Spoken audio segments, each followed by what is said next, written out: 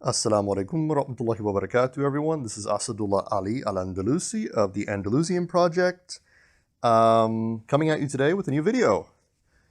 Now, I know you're all quite upset with me because in my last video, which was like 2.5 months ago or so, I informed you that I was going to be producing more videos at a much more frequent rate. Now, that intention is still there. That said, I know you guys are still upset with me, and because I had originally intended that it would occur immediately after that video. However, something came over me. Not an illness by any means, thank God, but something else, a project that I wanted to complete.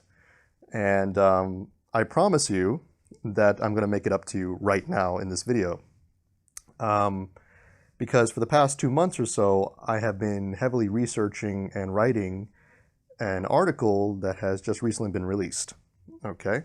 And that article is about the interpretation of the Quran, Surah 86, ayahs 5 through 7. If you're not familiar with that, it's the controversial verses about how the ejected fluid from the backbone and the ribs, as it's typically translated.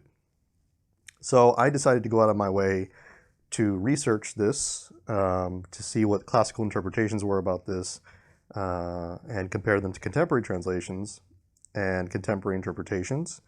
I examined the tafsir tradition. I looked through lexicons, studied Arab, philologist, and yeah, I went the whole 9 yards, and I came to my own conclusions about the most valid interpretation in accordance with the Muslim tradition.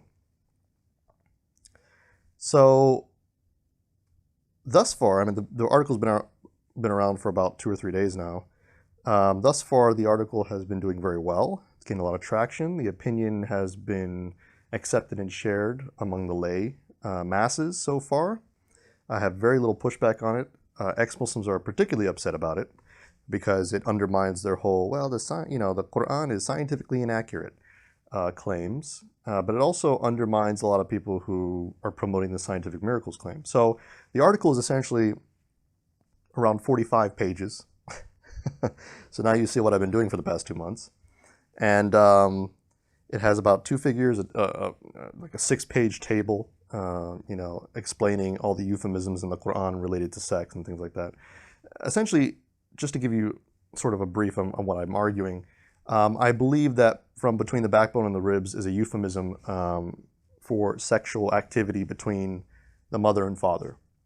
Salb is the, essentially should be rendered as the paternal genitalia, and taraib is supposed to be rendered as the maternal genitalia, so the private parts of your mother and father. I go through the Quran and the Sunnah, the opinions of scholars, etc., and I find that those 2 words were used in particular because they also refer to Adam and Eve. Now, for those who are interested in further, you can just read the paper. It's going to be linked in the info box and also in the comment section, both to my webpage and to the PDF file. So if you guys are interested in reading it, please do so. Let me know what you think. I hope that it's up to par for your standards.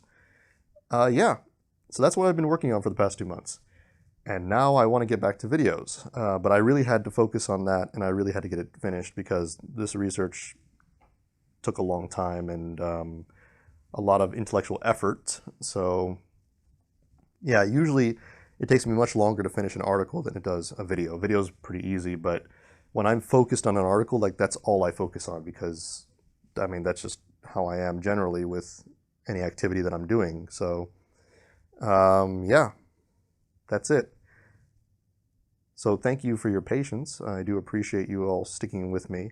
Once again, I do apologize for not being here for such a long time and not giving you any updates, but I didn't want to update you again without actually producing something. So I waited until it was done to make this video. So yeah, there it is. That's what I've been doing for the past 2 months. I hope that that is sufficient. I will now go back to making videos, and I probably won't make another article like that for quite some time because that took a lot out of me. And if you haven't noticed, I even haven't had time to like cut my hair or anything. So like it grew out. Yeah. It's funny because some Islamophobes and ex-Muslims were spreading this like insult that I was somehow bald just because I shaved my head. So I'm so good at this that even my hair refutes Islamophobes. It's amazing.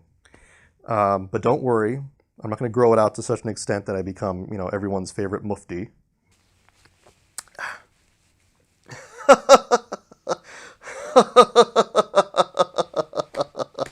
I don't even know what I'm drinking. You're a naughty, naughty boy. Yeah, so don't worry about that. Yeah, we'll see how this goes. Maybe I'll grow it out further or just keep it a short length and, see what happens. Maybe I'll just shave it down again. I don't know. But yeah, there it is. There's the article. I hope you guys like it. Thank you so much. And yeah, hope to see you again very, very soon this time and not in another 2 months. All right, JazakAllah Khayr. Assalamu alaikum wa rahmatullahi wa barakatuhu.